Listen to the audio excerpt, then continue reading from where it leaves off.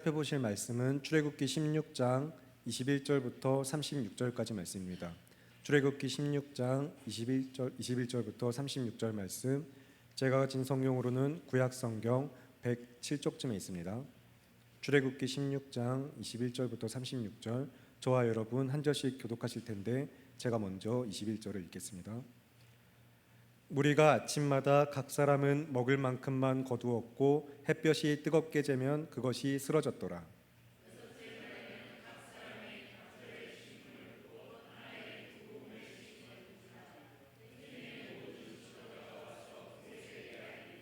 모세가 그들에게 이르되 여호와께서 이같이 말씀하셨느니라.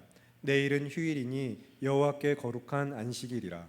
너희가 구울 것은 굽고 삶을 것은 삶고 그 나머지는 다 너희를 위하여 아침까지 간수하라.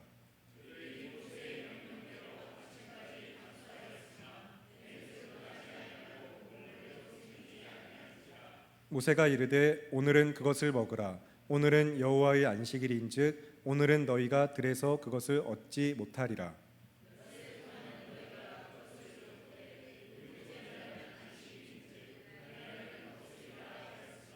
일곱째 날에 백성 중 어떤 사람들이 거두러 나갔다가 얻지 못하니라.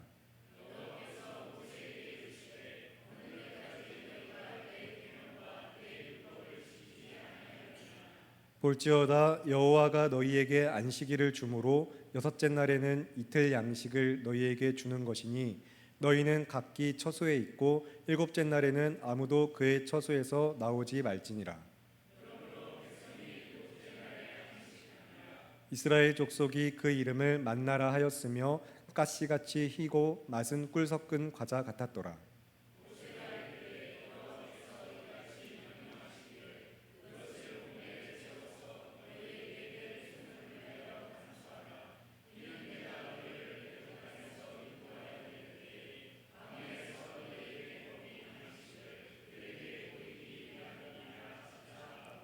또 모세가 아론에게 이르되 항아리를 가져다가 그 속에 만나 한 오멜을 담아 여호와 앞에 두어 너희 대대로 간수하라.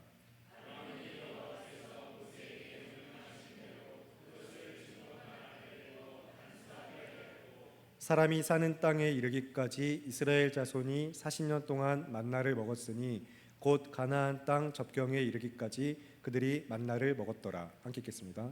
오멜은 10분의 1 에바이더라. 아멘. 오늘은 출애굽기 연속설교 36번째 시간, 영원히 간직하라라는 설교의 제목을 가지고 하나님께서 주신 말씀의 은혜를 함께 누리길 바랍니다. 여러분, 출애굽기 16장의 핵심 주제는 공급입니다. 따라 하실까요? 공급. 네, 감사합니다. 이제 공급이라는 단어를 포함해서 총 5개의 단어가 16장 전체를 지배하고 있습니다. 지금 제가 이제 그 5개의 단어를 불러 드릴 텐데 메모를 하실 수 있는 분들은 16장 혹은 설교 노트 가지고 계신 분들 잘 적어두시면 좋겠습니다. 공급, 통제, 한계, 멈춤, 안식 이란 단어들이 지배하고 있는데 제가 천천히 다시 불러드릴게요. 공급, 통제, 한계, 멈춤, 안식, 이 5개의 단어가 16장 전체를 지배하고 있습니다. 그러면 여러분 적으셨으면 혹시 아직 덜 적으신 분은 같이 따라하면서 다시 한번 되뇌이셨으면 좋겠습니다. 따라하실게요. 공급, 통제, 한계, 멈춤, 안식. 여기서 한계는 이 하나, 숫자 하나를 말하는 게 아니라 리미트, 한계를 이야기합니다.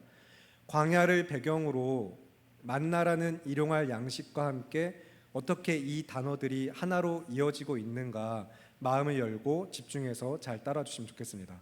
그리고 동시에 우리가 영원히 간직할 것이 무엇인가 깨닫고 붙드는 은혜가 있으시기를 기도하겠습니다.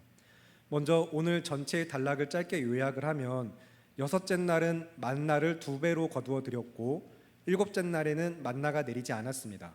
그리고 일곱째 날을 안식일로 지정하시는 하나님과 이제 만나에 대한 부연 설명이 이어지는 것으로 단락이 마무리가 되고 있어요. 그러면 21절과 21절을 다시 보실 텐데 함께 21절과 22절 말씀 읽겠습니다. 시작. 무리가 아침마다 각 사람은 먹을 만큼만 거두었고 햇볕이 뜨겁게 쬐면 그것이 쓰러졌더라. 여섯째 날에는 각 사람이 갑절의 식물 곧 하나에 2오멜씩 거둔지라. 회중의 모든 지도자가 와서 모세에게 알림해. 아멘. 광야에서 먹을 것이 없어서 불평하던 이스라엘은 그들의 공급자가 되시는 하나님의 은혜를 경험하게 됩니다. 이때 그들은 이제 모든 상황을 통제하시는 이가 하나님이라는 사실을 배워야만 했습니다.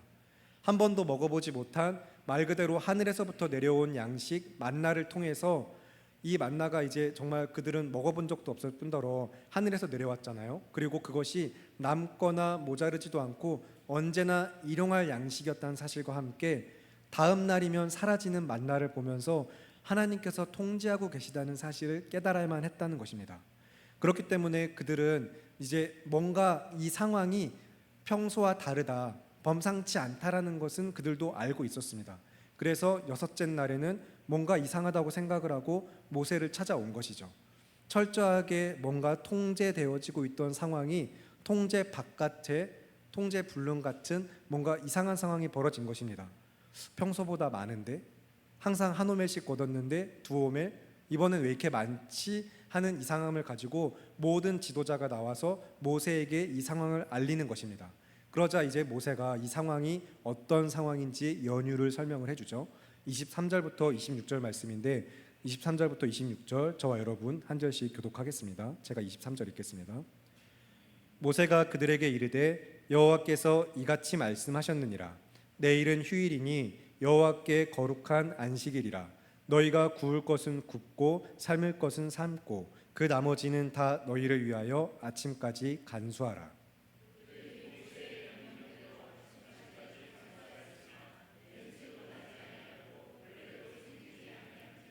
모세가 이르되 오늘은 그것을 먹으라. 오늘은 여호와의 안식일인즉 오늘은 너희가 들에서 그것을 얻지 못하리라. 함께 읽겠습니다. 엿새 동안은 너희가 그것을 거두되 일곱째 날은 안식일인즉 그날에는 없으리라 하였으나. 아멘. 이제 모세를 통하여서 이스라엘 백성이 들은 하나님의 말씀이 무엇이었죠? 네, 일곱째 날은 휴일, 안식일이라라는 말씀이었습니다. 그날은 여호와께서 안식일로 정하시고 그래서 너희가 들에 나가도 그것을 얻지 못할 테니 오늘 2배로 거두어 드린 그 만나를 잘 굽고 삶고 다음 날 아침까지 남겨도 된다는 이야기를 들었어요. 그래서 그 명령대로 아침까지 남겨봤는데 그냥 간수했는데 그동안과 다르게 썩지 않고 벌레가 생기지 않았습니다. 계속해서 이 모든 상황을 통해서 이스라엘이 무엇을 깨닫도록 하신다고요? 하나님께서 통제하고 계시는구나. 하나님의 통제 아래 있구나. 만물을 다스리시는 주관자 하나님께서 그들의 주인 되시는 것까지 믿음으로 연결돼야 했던 것입니다. 어떻게요? 광야에서 만나를 통해서요. 이게 그냥 단순한 자연 현상이 아니구나. 하나님의 주권 아래 있구나라는 것을 보여주고 계십니다. 이 만나라는 음식을 통해서 그들이 거두어 드리는 양도 마찬가지고 보관하고 먹는 것에 있어서도 인간의 수고나 사람의 방식으로 통제가 되지 않는다는 것을 깨달아야 했어요. 철저히 하나님의 뜻 아래 있구나라는 것입니다. 그래서 일곱째 날 안식일에는 이제 모든 수고를 멈추고 하나님의 은혜를 누리게까지 하시는 사실, 여기서 안식일의 본질적인 의미를 여러분이 기억하셨으면 좋겠습니다. 안식일의 핵심, 안식일의 본질적인 의미는 모든 수고를 멈추고 하나님의 은혜를 누리는 것입니다. 하나님으로 말미암아 살아가는 인생, 내가 그동안 5일, 6일 열심히 삶을 살고 멈추지 않고 달려가던 삶을 하루 멈춰봤을 때 내가 죽지 않는구나, 살 수 있구나, 이 모든 것이 하나님의 은혜로 세상을 다스리시는 하나님이 계시구나라는 걸 깨닫는 자리가 안식일, 예배의 자리였던 것이에요. 그래서 하나님으로 말미암아 사는 인생, 그분이 나의 주가 되셔서 그분을 위해 사는 인생이라는 것을 안식일마다 깨닫고 삶으로 고백하도록 우리에게 지정을 하신 것입니다. 그러니까 지금 이 땅에서 하나님의 나라를 살아가는 우리 모두는, 하나님의 백성인 우리 모두는 하나님의 주권을 믿고 따르는 자들로서 우리의 수고를 멈추고, 그동안의 수고를 멈추고 하나님의 은혜만을 누리는 것으로 이 안식일을 역시 동일하게 그 본질의 의미를 지킬 수 있어야 하는 것입니다. 여기서 그래서 다들 잘 알고 계시지만 성경에서 이야기하는 안식일은 토요일이죠. 실제 성경 구약 절기상 이제 그들의 요일상으로는 안식일이란 이야기 되는 날이 토요일입니다. 하지만 우리는 그날을 문자적으로 지키기 위해서 안식일이라는 날을 지키기 위해서 똑같이 토요일을 지켜야 하는 것이 아니죠. 우리는 그날이 갖는 의미, 아까도 계속 이야기한 그 안식일의 본질적인 의미를 지키면서 주일, 예수님께서 부활하신 그 날에 우리의 믿음을 담아서 고백하며 지키고 있습니다. 여기서 이제 안식일, 주일, 그리고 만나와 예수님, 이 주제들을 서로 연결해서 설교의 마지막에 다시 이야기할 거거든요. 여러분 이걸 일단 기억하시면서 안식일의 본질, 주일의 본질, 우리의 모든 수고를 멈추고 하나님의 은혜를 누리며 하나님을 고백하는 삶을 기억하시면서 이스라엘 백성은 그러면 일곱째 날에 안식일에 그들의 수고를 멈추고서 그들의 공급자 되시는 하나님의 은혜를 기억하고 감사하며 그 은혜를 누리면 됐습니다.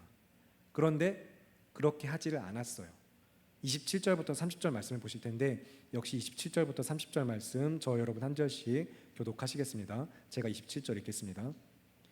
일곱째 날에 백성 중 어떤 사람들이 거두러 나갔다가 얻지 못하니라.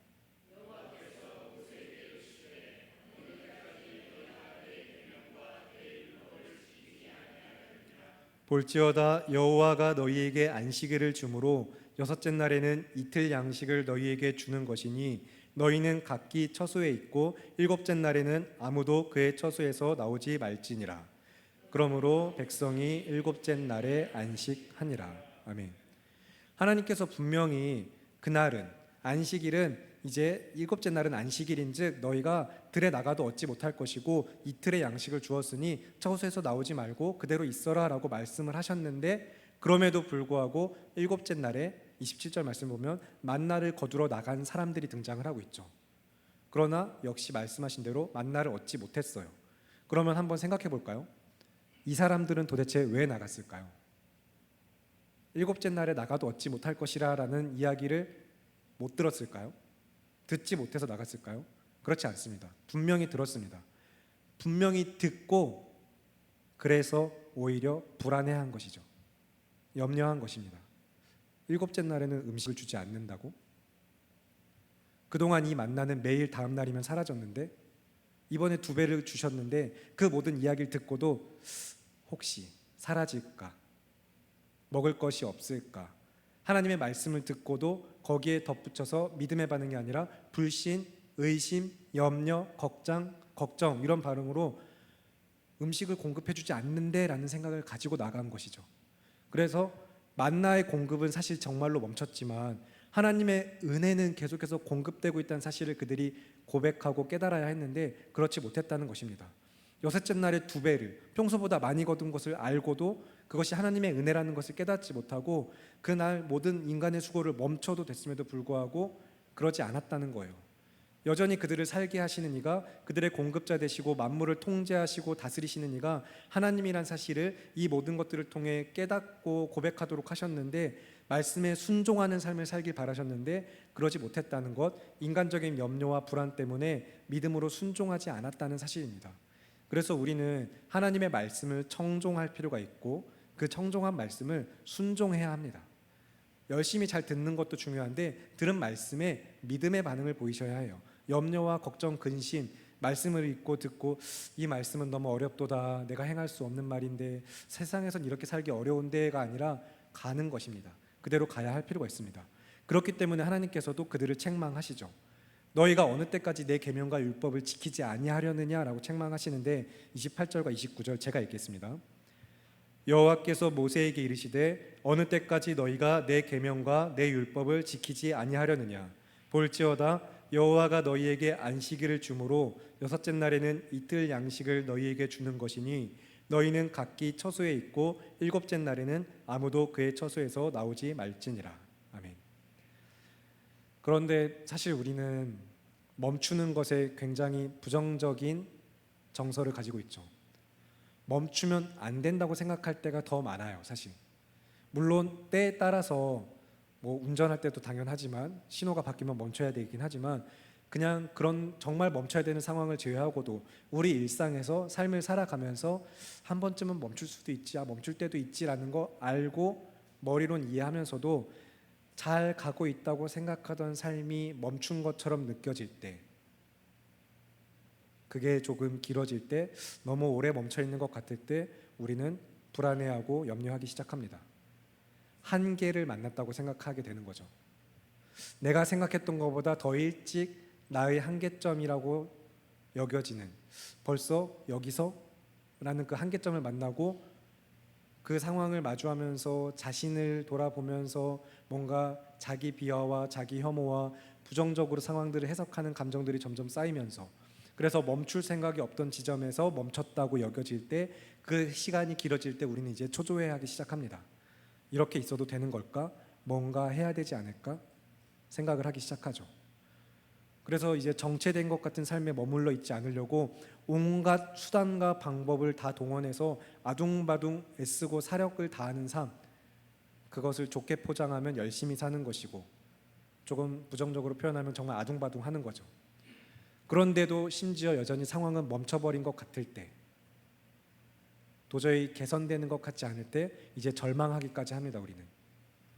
그런데 만약에 여러분, 지금 이 자리에 함께 계신 여러분들 중에도 만약 지금 내 삶이 이제 한계에 다다랐다고 여겨지고 나의 힘도 나의 의지도 한계에 다다랐다, 더 이상 뭘 하고 싶지도 않다고 여겨지는 그 순간들, 뭔가 더 해볼 여력도 없고 그래서 마음도 없던 그 순간에도 멈춰버린 것 같은 삶에 실망하고 계신 성도님들이 계시다면, 여러분, 이제 한계라고 느껴지는 그 순간과 그 자리에서 한계를 넘어서 일하시는 하나님, 한계가 없으신 하나님을 기억하시고 고백하실 수 있길 바랍니다.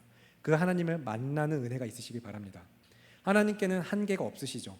정말로 한계가 없으신 하나님, 오히려 만물의 한계를 정하시는 분이 하나님이십니다. 그 하나님께서 나의 삶의 주인 되심을 믿는다면, 멈춰버린 것 같은 내 삶에 그럼에도 불구하고 여전히 일하고 계시는 하나님을 우리가 깨닫고, 나의 공급자 되신 하나님, 안식일마다, 주일마다, 안식일 이제 주일이라고 표현할게요. 주일마다, 그리고 매일 예배의 순간마다 우리의 소망이 어디에 있는지 그래서 기억하실 수 있길 바랍니다.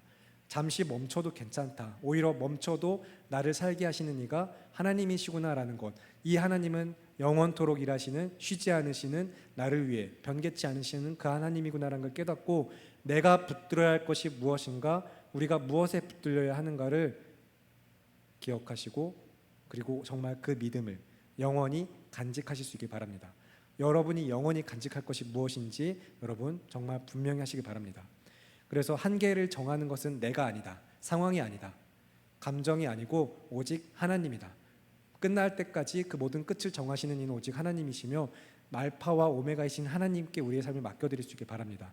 그 하나님의 주권을 고백하고 믿으시면서 주님만을 신뢰하고 주님만을 의지하는 삶 가운데 나의 공급자, 나의 생명, 나의 소망 되신 하나님을 믿는다면, 여러분 이제 정말 그 삶을 살아가실 수 있게 바라는 가운데, 그런데 혹시 저는 중고등부 때 그랬거든요.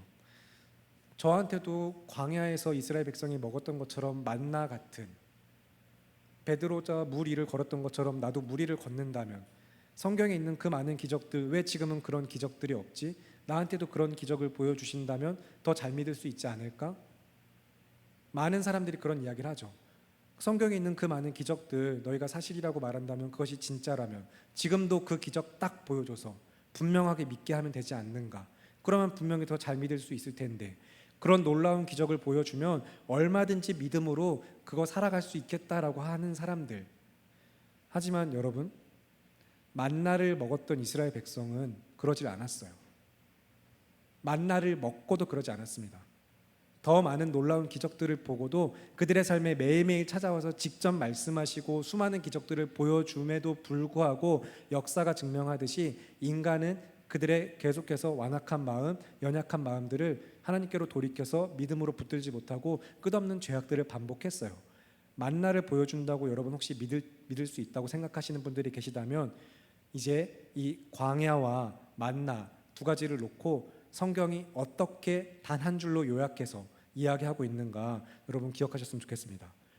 내 하나님 여호와께서 이 40년 동안에 내게 광야길을 걷게 하신 것을 기억하라. 이는 너를 낮추시며 너를 시험하사 내 마음이 어떠한지 그 명령을 지키는지 지키지 않는지 알려 하심이라. 너를 낮추시며 너를 줄이게 하시며 또 너도 알지 못하며 내 조상들도 알지 못하던 만나를 내게 먹이신 것은 사람이 떡으로만 사는 것이 아니요 오직 여호와의 입에서 나오는 모든 말씀으로 사는 줄을 네가 알게 하려 하심이니라라고 신명기에서 말씀을 하셨거든요. 이 말씀은 좀 중요하니까 한번 찾아서 같이 보실 텐데 신명기 8장 2절과 3절 말씀입니다. 구약성경 274쪽 신명기 8장 2절에서 3절 말씀.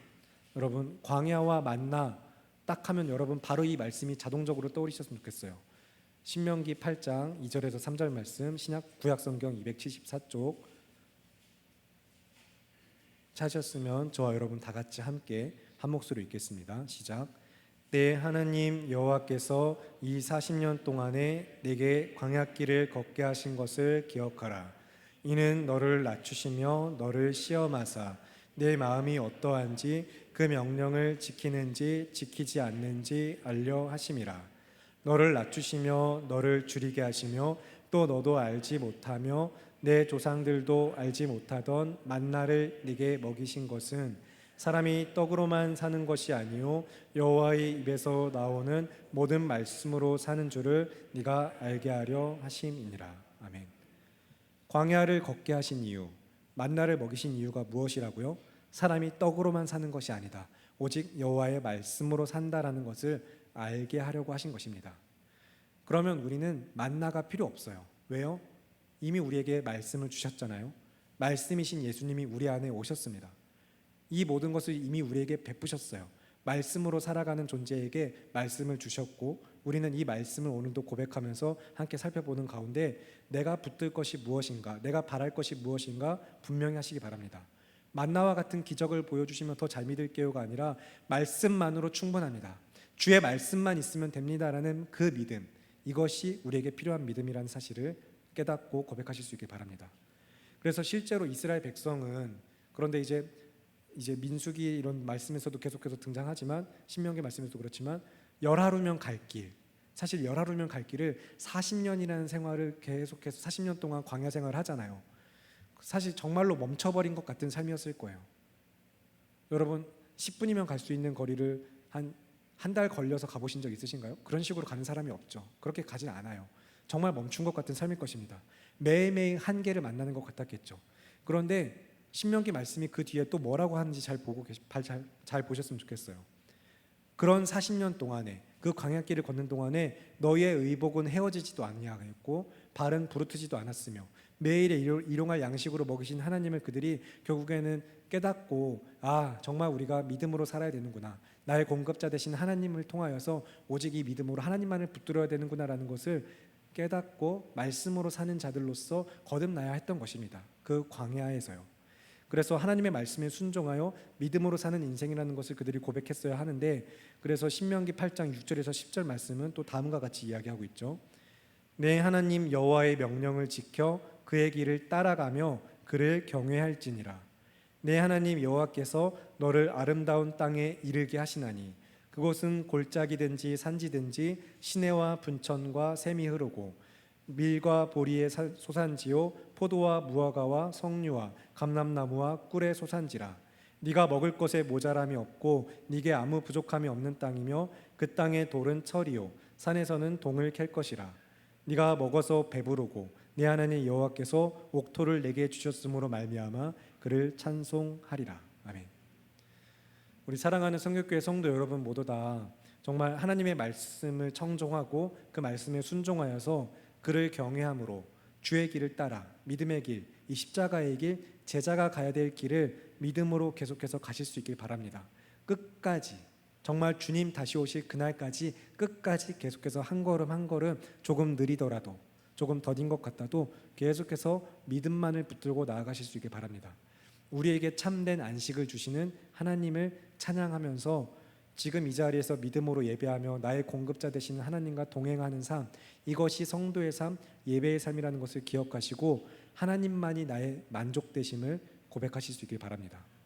여기서 근데 중요한 것은 나의 만족을 얻기 위해서가 아니에요. 만족이라고 이야기할 때 하나님이 나의 만족 되신다고 고백할 때 나라는 사람의 만족을 위해서 하나님이라는 것을 가져오는 것이 결코 아닙니다. 믿음이라는 것을 수단과 도구 삼아서 하나님을 고백하면, 믿음을 이야기하면 만족이 생긴데 하나님으로 만족을 얻을 수 있대라고 고백하기 위해, 그런 고백을 정말 그냥 나를 위해서 하는 고백으로, 그래서 하나님만으로 만족합니다라는 것 고백은 하는데 여전히 나의 부족함을 채우기 위한 것들이 되어서는 믿음이 아니에요. 그것은 정말 그냥 우리가 오직 나의 죄를 사하셨다는 그 하나님, 나의 죄를 사하시고 온 세상의 구주이시며 내 삶의 주가 되신 하나님, 만물을 통제하시고 다스리시는 그 하나님이 누구인가를 깨닫고, 그래서 먹든지 마시든지 하나님의 영광을 위하여 정말 주를 위해 사는 인생으로서 하나님을 참되게 바르게 예배하는 삶으로 우리는 나아갈 필요가 있는 것입니다. 그 믿음의 기초가 필요해요.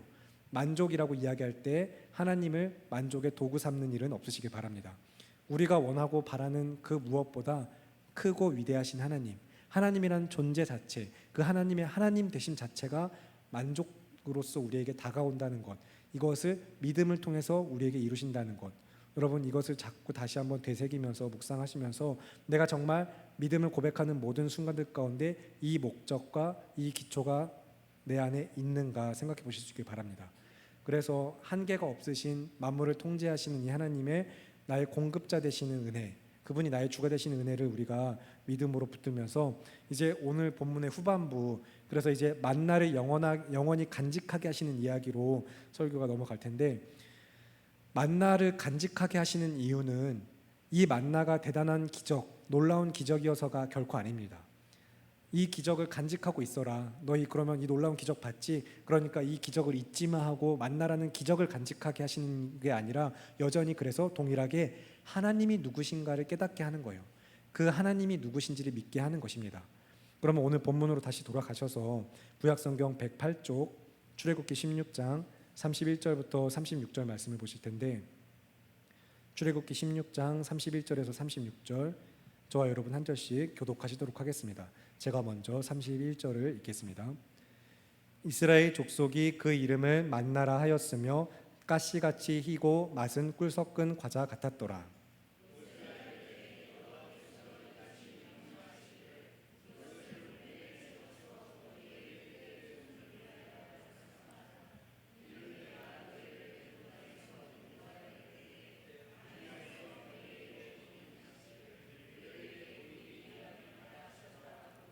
또 모세가 아론에게 이르되 항아리를 가져다가 그 속에 만나 한 오멜을 담아 여호와 앞에 두어 너희 대대로 간수하라.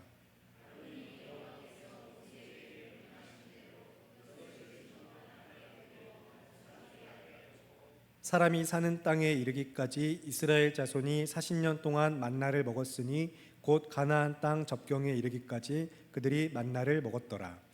오멜은 10분의 1 에바이더라. 아멘. 이제 방금 읽었던 단락에서 굉장히 중요하게 우리가 주목해야 되는 두 가지 초점이 있습니다. 먼저 첫 번째 우리가 주목해야 될 초점은 오멜이라는 단위에 주목을 하셨으면 좋겠어요. 근데 오멜이라는 단위의 설명에 초점이 있는 것이긴 한데, 마지막 36절에 보면 오멜을 이야기할 때 한 오멜이 10분의 1 에바이더라라고 성경은 이야기하고 있습니다. 그리고 오늘 본문 이후에 이 단위, 곡물의 측량 단위거든요. 그런데 이 측량 단위가 또 등장하는 말씀들이 어디에서 이어지냐면 출애굽기 29장 40절에서 그리고 레위기 5장 11절에서 이어집니다. 그런데 모두 다 제사에 관련된 말씀으로 성경에서 이제 10분의 1 에바라는 단위를 사용을 해요.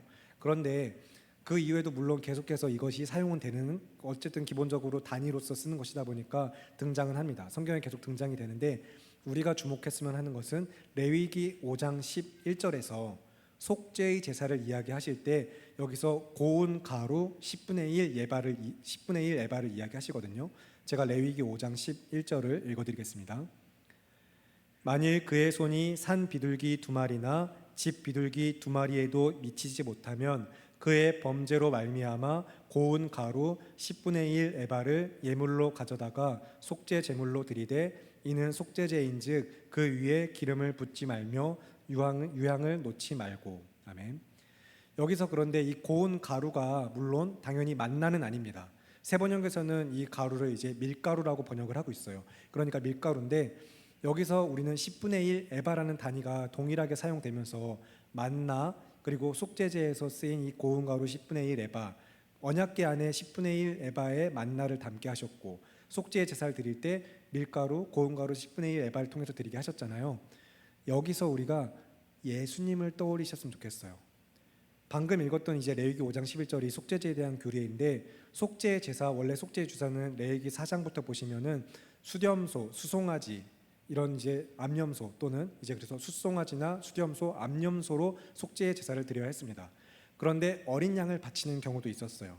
이런 제물들, 그런데 막 이런 제물들을 바치는 것들, 속죄제를 드리려면 그런 제물을 가져와야 되는데, 방금 읽었던 레위기 5장 11절은 그의 손이 그럴 만한 여력이 안 되면, 즉 그가 수송아지, 수렴소, 암염소, 어린 양 같은 것들을 가져올 수 없으면 산비둘기 2마리나 집비둘기 2마리로, 그런데 그마저도 안 되면 가난한 자들이, 정말 속죄의 제사를 드려야 함에도 드릴 수 없는 자들이 드릴 수 있도록 밀가루 10분의 1 에바라도 가져와서 제물로 바치면 그것이 속죄의 제물로 받아주시겠다는 것이거든요.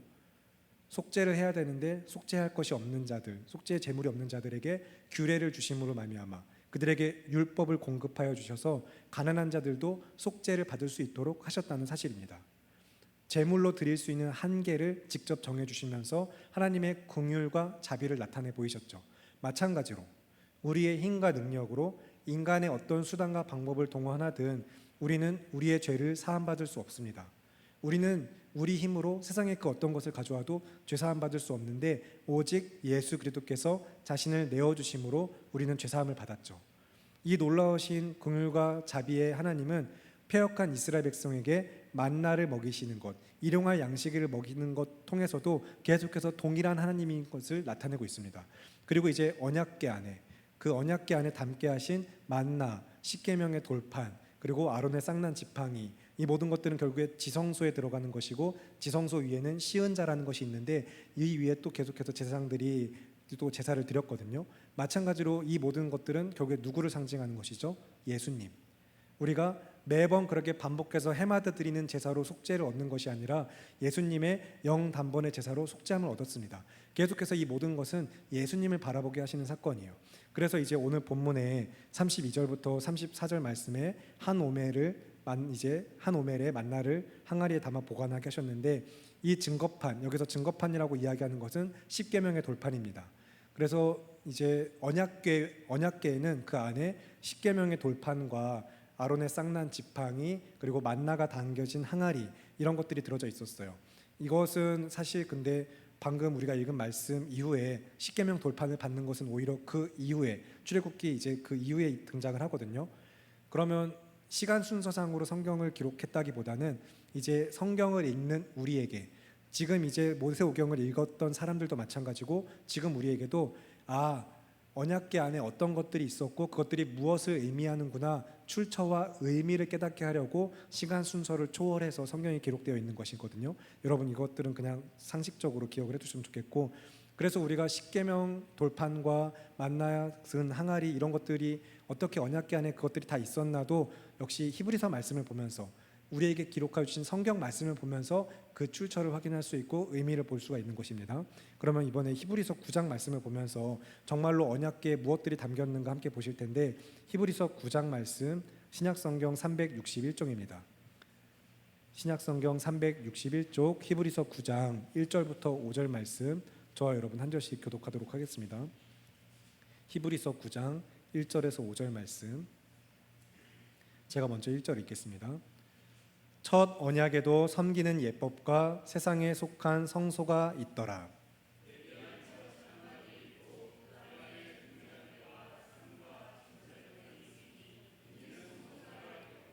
또 둘째 휘장 뒤에 있는 장막을 지성소라 일컫나니,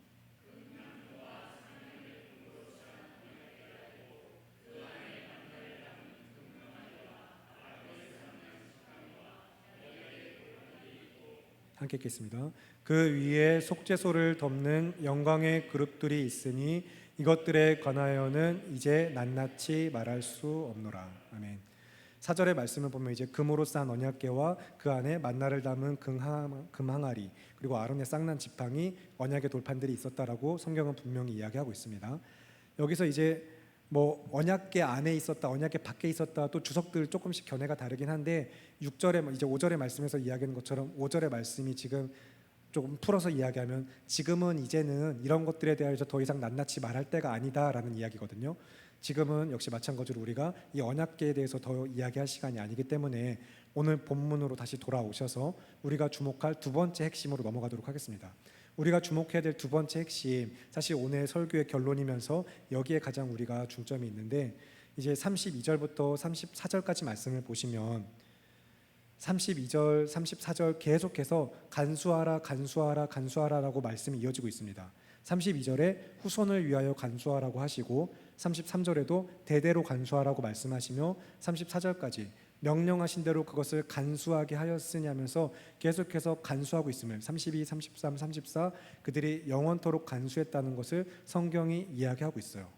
여기서 다시 한번 설교의 초반부에 이야기 들은 것처럼 우리는 모든 상황을 통제하고 계시는 하나님을 깨닫고 고백해야 하는 것입니다.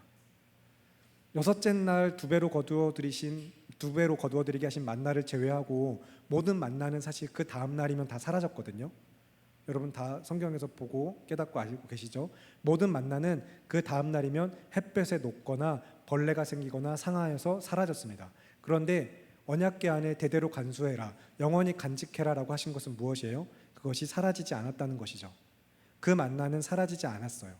대대로 간수하고 간직하면서 그들이 그것을 보고 깨닫고 믿게 하셨습니다. 여기서 가나안 땅에 이제 들어가서 살게 하신 이후에 약속하신 대로 이제 막 그들의 땅 인도하신 이후에 하나님이 어떤 분인가, 그 하나님이 누구신가를 깨닫게 하려고 하나님께서는 그 안에 영원한 만나, 사라지지 않는 만나로서 그것을 말씀을 주셔서 그들이 보관할 수 있도록 하셨다는 것이에요. 그런데 여기서 이제 모든 걸 보면서 정말로 만나라는 음식이 이럴 땐 저렇고 이럴 땐 저렇고 하는 걸 보면서 그냥 정말 들쑥날쑥한 현상이 아니라 하나님의 말씀대로 통제되어지고 있구나라는 것을 우리가 본다는 것, 이것을 깨달을 필요가 있다는 것을 기억하시면서, 그렇기 때문에 만나는 그냥 놀라운 기적의 음식, 어떤 신비한 체험 정도만이 아니라 그 모든 것을 통제하시는 하나님을 향한 믿음의 고백이 계속 고백되어져야 된다, 계속해서 강조하고 있는 이 이야기 정말로 마음에 새기실 수 있길 바랍니다. 그러면 이제 여기서 제가 한 가지 또 질문을 드리고 싶어요. 여섯째 날은 만나를 두 배로 거두게 하셨죠. 그 다음날 안식일에 만나를 주시지 않았으니까요. 그래서 여섯째 날 거둔 만나는 일곱째 날 안식일까지도 그대로 있었습니다. 그러면 일곱째 날이 지나고 안식일 다음 날의 만나는 어떻게 됐을까요? 누군가는 일곱째 날 만나가 안 내렸어. 혹시 다음 날 다시 이제 한 주의 첫째 날이 시작되는데 하나님 깜빡하시지 않을까? 내일도 만나 안 내리면 어떡하지? 아니면 이 만나는 뭔가 특별하다, 와 대단하다, 조금 더 갖고 있어 보자 하면서 갖고 있었던 사람들이 있을 수도 있단 말이에요. 다 안 먹고 일용할 양식으로 주셨지만 여섯째 날, 일곱째 날 그리고 조금 더 남겨보자 한 사람들도 있었을 것입니다. 그러면 그 만나는 어떻게 됐을까요? 네, 다들 짐작하시는 것처럼 사라졌겠죠. 사라졌을 것입니다. 여전히 정말로 하나님의 통제 아래 있다는 것을 깨닫게 하셨는데, 그런데 여러분, 안식일이 지나도 영원토록 사라지지 않는 만나가 있었죠. 네, 여전히 인간적인 욕심과 스스로의 힘과 수고를 어떻게든 살아보려고 만나를 간직해보려고 했던 사람들, 그런 사람들은 결국에 이것도 다 사라지는구나라는 걸 깨달았겠지만, 지금 이제 예수 그리스도께서 이 땅에 오셔서 모든 언약을 성취하시고 우리에게 하나님이 어떤 분인가, 그분의 약속, 계획은 무엇인가 분명하게 깨닫게 하신 이 시점에 이제 언약궤도, 성전도, 지성소도, 만나를 담은 항아리도 모든 것이 결국엔 다 사라졌지만 우리 안에 영원토록 사라지지 않는 참 만나이신 예수님만큼은 안식일이 지나고 그 이후에도 영원토록 살아서 우리 안에 영원히 함께 하시는 만나이십니다. 예수님이 언제 부활하셨죠? 안식 후 첫날. 안식 후 첫날이라는 말은 안식일 다음 날을 이야기합니다. 그래서 우리가 토요일 다음 날, 주일, 일요일을 우리가 주일로서 고백하고 있는 것이죠. 죽음에서 부활하신 예수님, 죽음으로 끝인 줄 알았는데, 그대로 사라져버릴 것이라고 여겼는데, 그러나 참으로 살아서 다시 부활하셔서 이제 하나님의 약속이 무엇인가 분명하게 깨닫게 하시고 정말로 영원한 생명이시며 저분이야말로 정말로 하나님의 아들이시구나, 그분의 말씀대로 우리에게 구원을 가져다 주시는구나, 저분을 믿어야 하는 거라는 걸 깨닫게 하신 거예요. 그래서 하늘에서 내린 정말로 우리가 먹고 마실 참된 생명의 양식 예수님은 안식일이 지나도 영원토록 주님 다시 오실 그날까지 우리 안에서 우리의 힘과 능력 되우시는, 우리에게 영적인 은혜를 공급해 주시는 참 만나라는 사실을 여러분 기억하시기 바랍니다. 그래서 요한복음 6장 53절과 58절 말씀으로 이제 우리가 함께 이 말씀을 보면서 설교를 마무리했으면 좋겠는데, 요한복음 6장 53절부터 58절 말씀 보시겠습니다. 신약성경 154쪽입니다. 신약성경 154쪽 요한복음 6장 53절부터 58절까지의 말씀. 신약 154쪽입니다. 요한복음 6장 53절부터 58절. 저와 여러분 한 절씩 교독하실 텐데 제가 먼저 53절 읽겠습니다. 예수께서 이르시되 내가 진실로 진실로 너희에게 이르노니 인자의 살을 먹지 아니하고 인자의 피를 마시지 아니하면 너희 속에 생명이 없느니라.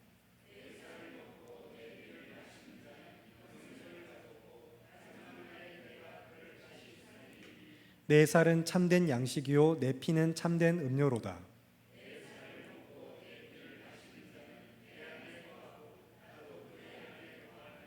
살아계신 아버지께서 나를 보내심에 내가 아버지로 말미암아 사는 것 같이 나를 먹는 그 사람도 나로 말미암아 살리라. 함께 읽겠습니다.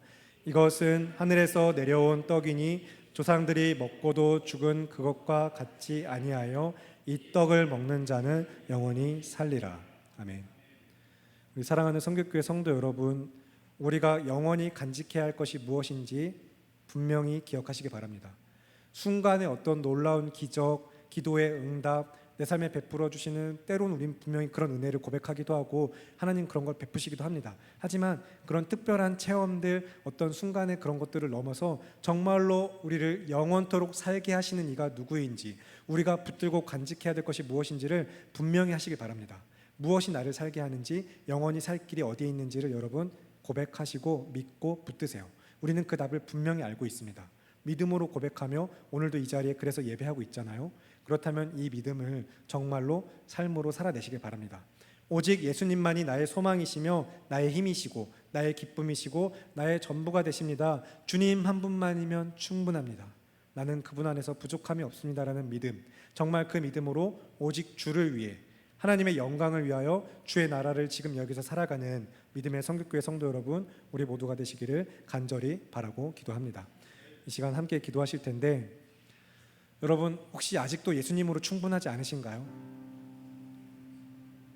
예수님 한 분만으로 충분한 삶, 정말로 오직 주님만이 나의 만족되시며 그분 안에 있으면, 그분이 내 안에 있으면 부족함이 없구나라는 것을 깨닫고 고백하는 인생들, 성도 교회가 어떤 믿음으로 지어져 가게 하셨는가, 우리가 광야 같은 인생길을 걷게 하시며 만나의 일용할 양식을 먹이시며 어떤 하나님을 믿음으로 어떻게 고백하게 하셨는가, 우리가 다시 한번 돌아보면서 정말 주님만이 정말로 내 기쁨, 나의 참 소망 되심을 우리가 간구하면서 이 시간 하나님, 내가 주님 안에서 안식하며 오직 예수님만으로 충분한 삶이 되게 해달라고, 나의 공급자 되시며 나의 소망 되신 주님만을 더욱더 붙드는 믿음, 주님만을 정말 주님만으로 충분한 인생 되게 해달라고 주님의 이름 한번 크게 외치고 같이 기도하시겠습니다. 기도합니다. 주여, 살아계신 아버지 하나님, 오늘도 우리가 주님의 은혜 가운데 함께 이 예배의 자리에 나와 주의 말씀을 듣게 하시는 가운데 오늘도 이 출애굽기 말씀을 통하여서 우리에게 참된 생명을 주시는 영원한 영생을 허락하신 그 정말 진정한 만나이시며 우리의 참 소망이시며 기쁨이시고 나의 만족 되신 하나님, 예수님 안에서 우리에게 베풀으신 그 은혜가 얼마나 크고 놀라운 거 우리가 깨닫고 고백하는 자들로서 그 믿음을 다시 한번 붙들게 하는 주님, 이 시간 이 자리에 우리가 붙들 것이 무엇인가 다시 한번 하나님 주의 말씀으로부터 우리를 깨우쳐 주시옵고 주의 은혜 사랑으로 붙드셔서 참으로 붙들 것, 우리가 고백할 것이 무엇인지를 주님 이 시간 고백하는 자들의 입술 가운데 삶으로 가져나갈 수 있도록 주님 도와주시옵소서. 하나님을 찬양하고 예배하는 자들의 삶 가운데 우리가 고백하는 것들, 정말 그 고백하는 것 그 이상으로 우리 삶에서 살아내는 믿음들의 모습들이 어때야 될지 우리가 기억하면서 내가 정말 그 삶을 살아낼 수 있게 해서 오늘도 주의 말씀을 청종하게 하시니 그 청종한 말씀을 믿음으로 순종하여서 참으로 영원한 생명이시며 영원토록 썩지 아니하고 또한 그 안에서 우리 안에서 역사하셔서 우리에게 영생을 가지고 주신 하나님의 은혜를 우리가 기억하면서 오직 주님 한 분만으로 만족을 하는 삶으로 주님 앞에 나아갈 수 있게 하시는 은혜가 있기를 간절히 바라고 기도합니다. 주님 도와주시옵소서. 귀하고 아름다우신 우리 주 예수 그리스도의 이름으로 기도드립니다. 아멘. 살아계신 하나님 아버지, 우리의 참 만나이시며 영생을 허락하신 진정한 생명의 양식, 우리의 소망이며 기쁨이신 예수님, 그 예수님을 우리가 붙들고 영원히 간직할 수 있기를 간절히 바라고 기도합니다. 우리에게 주신 이 은혜가 어찌나 크고 놀라운지 우리가 날마다 이 은혜 안에 살아가면서 이 은혜를 고백하는 자들로서 믿음을 세상에 빼앗기지 아니하고 이 믿음 붙들고 살아가는 삶 될 수 있기 위하여 더욱더 주의 말씀에 순종하는 삶으로 매일매일 한 걸음 한 걸음 나아갈 수 있도록 도와주시옵소서. 우리가 말씀에 순종하여서 세상의 믿음을 빼앗기지 않기 위하여 더욱더 예수님만으로 충분한 인생, 예수님 안에 부족함이 없는 인생임을 마음으로부터 진심으로 고백하게 하시고, 그 고백하는 자들의 삶에 함께 하신 하나님께서 정말 참 만족과 소망되어 주시며 오직 주님으로 부족함 없는 삶 될 수 있도록 도우시는 은혜를 믿고 고백합니다. 그 은혜로 나아가는 자들의 삶에 함께 하신 하나님, 우리의 삶에서 주님만 홀로 영광 받아주시길 간구하며 귀하고 아름다우신 우리 주 예수 그리스도의 이름으로 기도드립니다. 아멘.